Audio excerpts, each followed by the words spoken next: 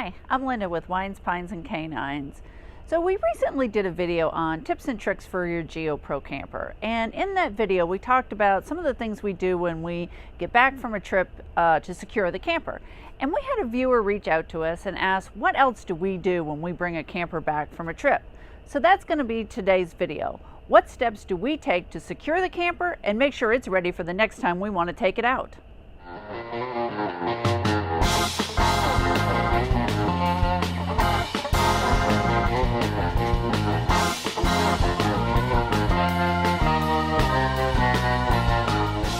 Okay, it is a beautiful North Carolina day today. Unfortunately, these have been few and far between this winter, so we have not been able to get out camping for quite a while.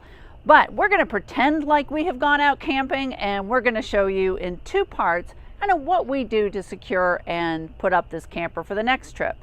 Now, we typically do 6 to 7 hour travel days. So when we get back, we are tired. So the only thing that we're going to do that first few minutes after we pull in is everything that we have to do to secure this trailer.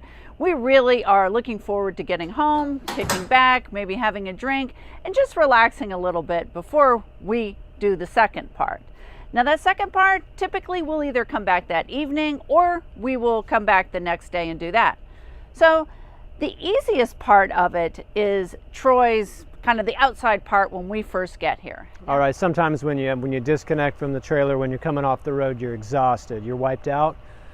I've already disconnected the weight distribution hitch. I've chalked the tires. I've stowed away everything I normally have to do on the outside. I'm going to pop inside and help Linda break down the camper and get ready to go for the day. Now, don't forget, when you get done, the last thing you want to do, you want to turn off your propane. You want to go to the battery disconnect. You want to turn your battery off so it's not pulling. And if you get a chance, don't forget to put your hitch lock on, and if you don't have one, you might want to buy one. It's not going to deter everyone, but it's better than nothing, and I highly recommend it. So while Troy is working on locking down the outside real quick, I'm focused on 3 items on the inside. Now these 3 items are absolute, have to come out the day we arrive home. Those are all food and food related products, the bathroom toiletries, and emptying and securing the fridge. Now, while those are mostly straightforward, today I'm going to try to give you some tips on how we do it to be a little quicker and make sure that we don't leave anything behind. And we found that the key to that is just storage efficiency. Now, in the next few weeks, Troy and I are going to be doing some other videos on expanding and reworking some of the storage in here. So if you'd like to see those videos, please make sure you hit that subscribe button. So the first step is to remove all food and food related products. And how I found to do that as quickly as possible is by using one of these IKEA storage cubes. Now, like I said, I did get this one from IKEA, but you can get them just about anywhere. The nice thing about these is they just collapse down. So I bring the food into the camper with this, unload it, put it behind the sofa for storage. And when I'm ready to unload the camper, I just pop it open.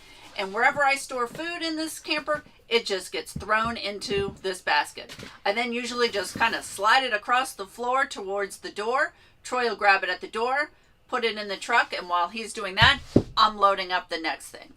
So why do I remove all food and food related products? Mice. They will come extremely quick. At the end of this video, we're going to give you our short story of the one time we've had to deal with mice. And to that though, guys, do not forget, when I say food and food related products, things like ketchup packets and appliances like a toaster. These crumb trays, it's like a buffet for mice. Okay, so the next thing I make sure that I pull out of this camper is all of our bathroom toiletries. And the reason why it's not for mice, it's because we have things like contact lens solution, there's medications, toothbrush. The last thing I want to do is find out that we left something here that we absolutely need overnight, and now we've got to drive back to the camper late at night. So what I've done is bought one of these little dressers off of Amazon. And when we travel, it sits exactly in front of the sink. When we're parked, it sits in the shower. It gives great storage as well as giving kind of this additional countertop space. But the drawers are fabric baskets. So what I have found is inside, these are plastic containers, again from IKEA. They're called the Samla.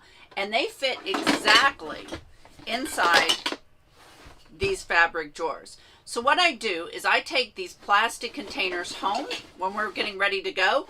I fill up with anything that is going back to the house inside one of these drawers. I pop this in the drawer when I get here. Then when I'm ready to leave, I just grab this one container and I know I have everything important that I need. Okay, so the third and final thing is the fridge, cleaning it out and securing it. So for me, again, the trick is containers. So when we get ready to leave, most of the time the food starts out in a cooler.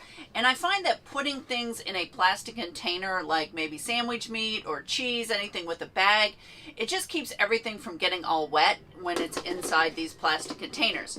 Plus, they fit inside the fridge. So when we are done camping and I am ready to unload it, I just pull out some of these containers, a few other bottles off the door. They're into the cooler, and again, they are out the door. Now, you also need to make sure you've turned the fridge off, and because usually those fins get a little icy, I put a towel on the bottom of the fridge to catch any water as it slowly melts. Leave the drawer ajar, and also make sure that I pull my fan and my thermometer, turn those off. Otherwise, the batteries inside these guys drain down really quick. All right, when I come back from a trip, generally the following morning or later that same day if possible, there are 5 things that I'm going to focus on. The 5 things are the tires, the roof, the undercarriage of the RV, the vent to the stovetop ventilation system, and I'm also going to look for any kind of things that need to be cleaned on the outside of the trailer. All right, now the one thing I'm going to do is I'm going to inspect the outside of this tire and the inside of this tire, looking for any bubbles, delamination, obvious deterioration, so that I know.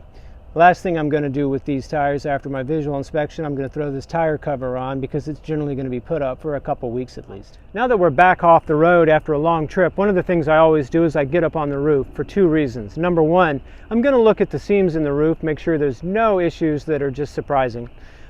But really what I'm after is to see if I had any damage from all those RV parks that I've stayed at or places that we've boondocked. Has anything fallen from a tree? Is there any damage, impact types of things that I need to be aware of? Okay, now depending on how long I'm going to be, it's always a good idea to make sure that this little vent is closed. That way no bugs or creepy crawlies can get inside your camper when you're gone. The underside of your camper is just as important. It's probably the last thing I do. There's several things I'm going to focus on. 1, I'm going to look for any impacts, any tears in the paper underneath my camper. I certainly don't want to find it out the day that I'm going to leave that I have to make a repair. Number 2 in this little list, I'm going to check all these stabilizers. I'm going to make sure all these stabilizers are still tight. I'm going to check the bolts underneath the undercarriage, make sure those carriage bolts haven't come loose. Also, it's kind of a good idea, double check to make sure all your gate valves are in the fully closed position. All right, now one of the things that I also do when I'm in between trips is I'll come through and use this product. It's a waterless car wash. It takes just about 10 minutes to run around the outside of the camper with a damp rag and just wipe all the grime from the road off. And this is just an outstanding product. It works very well and keeps those black streaks to a minimum. Well, we are rested. We are back for the next day. As you can see, Troy is busy locking down on the outside, so I'm going to finish locking down here on the inside. First thing to go, the clothes, kitchen appliances, just kind of emptying those back out and taking them to the house. Next up is the bedding. So I usually will take it home, wash it, and store it at the house. Sometimes I will bring it back if we're going to be in and out of here a lot, which is why you see it here now. Also, especially during the summer months with high humidity, we do live here in North Carolina, I will elevate this mattress a little bit just to get some airflow under it, as well as leave that bathroom vent fan open. It does have the little shroud over the top so rain doesn't get in. Now it is not on because the batteries are off, but we do like to keep kind of airflow moving through the camper. Now, like I said, we do have humidity here in North Carolina, but for some reason in the last 2 summers that we've owned this, I really haven't had a problem. But if you have a problem, what I would suggest is getting some damp rid and placing it in a few areas around your camper just to kind of keep that humidity level down. I also take out all paper related products. paper towels, toilet paper. The reason is mice. They love it for nesting materials. So we are down to the last 3 things that I do before I leave the camper. First is the skylight in the bathroom. I've cut a piece of Reflectix and I put it into the skylight, held in place with some of the adjustable refrigerator bars. That's twofold. It helps to keep the heat in the camper down, and it helps from the sunlight pouring in and potentially yellowing a lot of the plastics that are in that room. The next thing is pouring some water into the toilet, and that's just to help keep the seal from drying out. And then the last thing I do is go around this camper with a mop or a wet rag. I make sure to clean things like the couch, inside of cabinets, countertops, the floor, the bathroom, anywhere that crumbs might have been. That helps to keep the mice population down again. And I really hate coming back on the day that we're going to leave to a dirty camper. Now, I know it seems like the last thing you want to do is work when you come off the road. You've been driving for days sometimes, and the last thing you want to do is the work of it. But it really is the first step to getting you ready for your next big adventure. Exactly, and that's what we all really want. And I know that taking out all the food and making sure that all of the crumbs and everything out of the camper the night that you arrive home seems a little overkill, but the reason is nobody wants furry visitors. And I'm not talking about this little furry visitor, I'm talking about the little tiny rodents. And just a quick story, the one time that we did have mice, it was because I forgot to pull out those little ketchup packets, and they sucked those things dry and left behind lots of evidence that they were there. We came into the camper and I bent down to the sofa and I came eye to eye with one of the little guys.